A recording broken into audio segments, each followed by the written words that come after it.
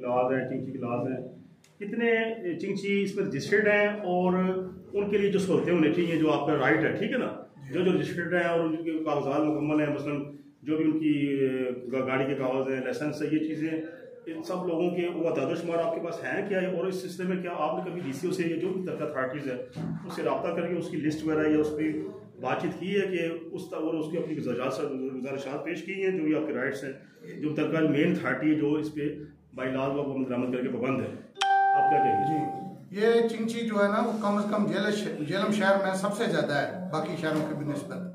तो कितनी तकरीबन इसकी तादाद जो है ना वो 4000 से ऊपर है, कम नहीं है।